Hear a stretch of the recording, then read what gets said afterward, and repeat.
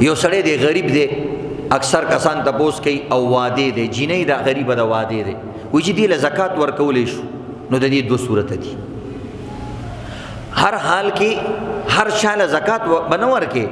د زکات دپاره خپل شرط دی چې غریب مستحق له به ورکې، که هغه عالم دی، که هغه طالب علم دی، او که هغه ستا خپلوان دی، او که هر څوک دی، خو غریب سړي له به ورکې. نو چې د چا واده دی هغه ته به وګوري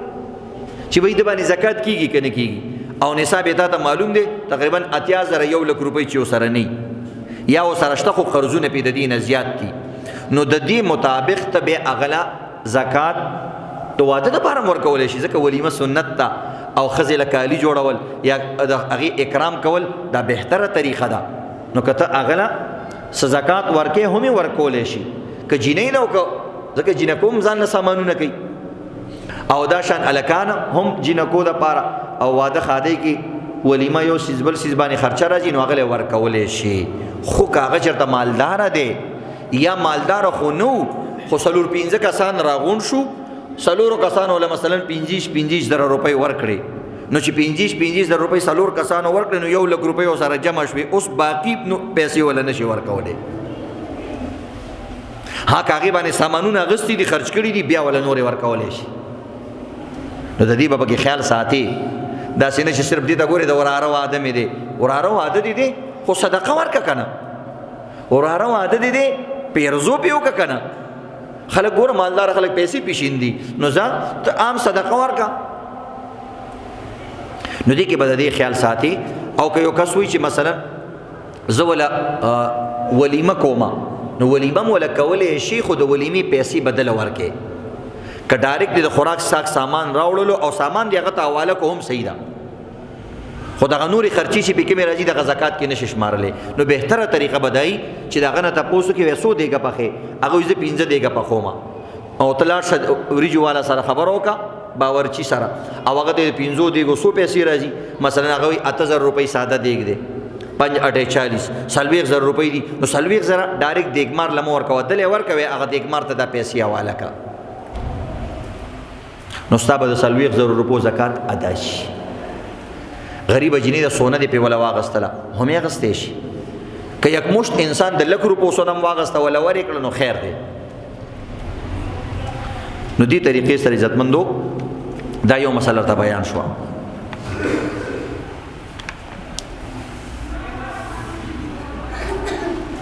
یو مسله بله د عزتمندو، بعض وخت کې سړی وي غریبو، مثلا یو سړی دی هغه سره سامان دی د 50,000 روپو، ځکه تجارتي سامان چې د کوم څیز ته خرڅې دی باندې هم زکات وي، دا د نقدو روپو په شان دي، سونه او چاندي باندې هر حال کې زکات وي، او دا شان تجارتي مال باندې هر حال کې زکات وي. نو یو سړی دی هغه سره سامان دی دکان، هغه د 50,000 روپو دی، خو یکدم ګرانی راله، هغه 50,000 روپو سامان 1 لک روپو ته ورسېدو، نو پرون پې زکات نه و، خو نن پې زکات شو، دا لایق د زکات شو. اوس دا زکات دله ورکولی هم نشي، او دا به د نن ورځې نه کال شماري، که بل کاله پورې دومره مال د سره و یا د دې نه زیات و، نو دا به هم بې زکات ورکوي. نو کله ناکله د مهنګایي د وجې نه سبا مهنګایانې ډېرې دي، یو ورځ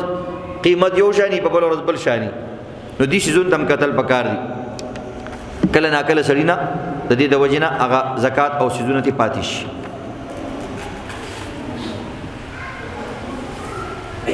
بعضې کسان وي هغوی د فصلونو کار کوي، یا د میوو کار کوي، یا د پل فروټ سبزیانو کار کوي. نو د سبزیانو د پل فروټ خپل زکات دی، هغې ته وایي عشر یا نصف عشر، 10 حصه یا 20 حصه. چې باراني ځای نه وي 10 حصه به پکې ورکې، او که ټیکسونه پې لګېدلي وي اوبه جرنیټر سره وغیره سره کې، نو بیا 20 حصه یا په 20 پنډ کې 20 پنډ، یا چې هغه خرڅ کې په 20 روپو کې 1 روپۍ. خو بعضې کسان وي داسې کارو کې چې د دې یو ځل عشر ورکي،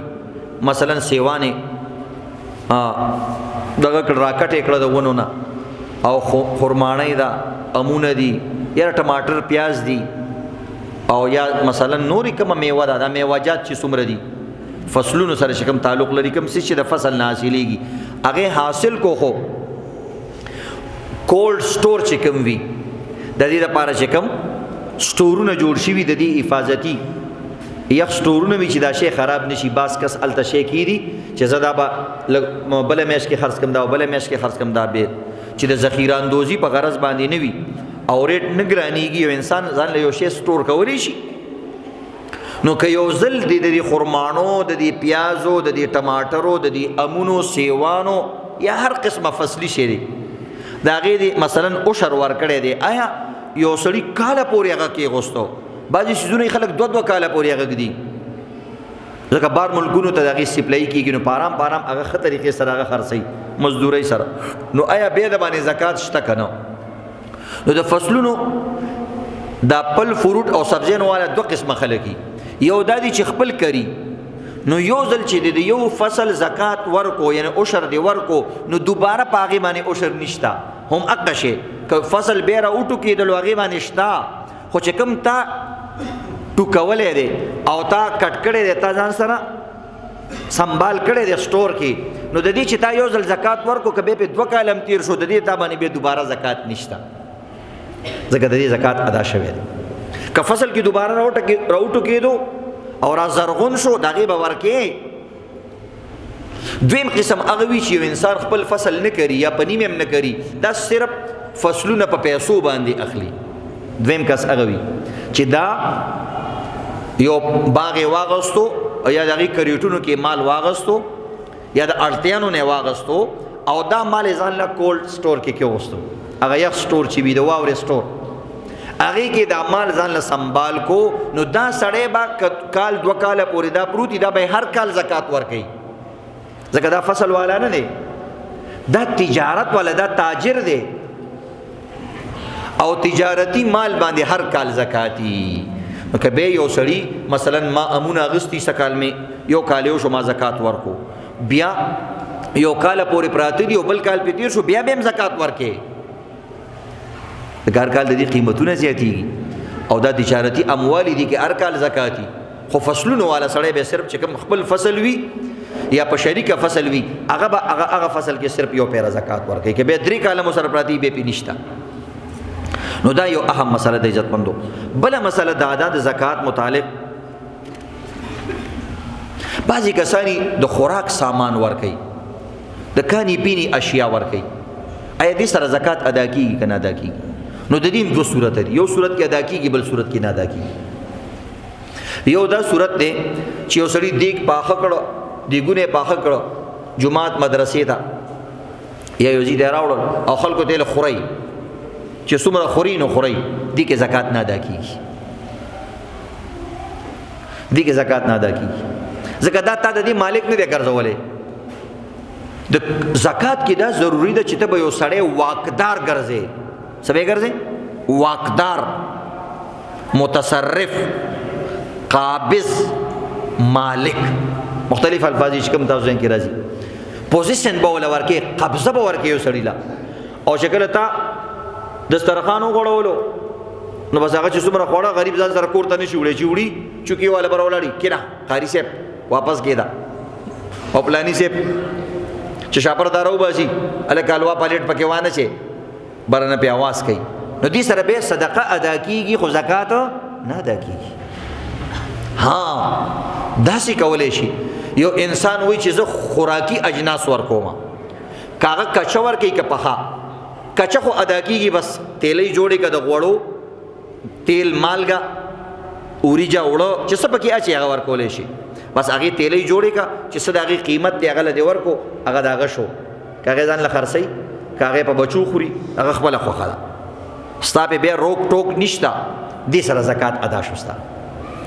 که د خوراک پخلی شیز وي پوخ شیز وي پوخ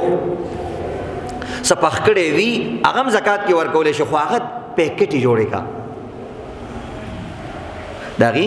پیکټ یې جوړې که نو چې پیکټ دې جوړ کو او هغه دې هغه سړي له ورکو او دسترخوان دې نه دی غوړولی او هغه ته ستا خوښه روره که دلته یې خوري او که ځان سره یې وړې بیا دې سره هم زکات ادا کېږي. لږ شان فرق دي مسلو کې یا شاپورو کې دی اچولی یا ډبو کې دی اچولی دی چاره یو شی دی مینچي دي وریجې دي او دا شان الوا ده میټایي ده دې سره هم بې زکات ادا کېږي ځکه هغه ته اختیار ورکړو په دغه خپله خوښه ده که خپله ورته هلته پرلت لګوي او ټول په دواړو جامې خوري او یا خپله خوښه ده چې خپله بخمرۍ لی وړي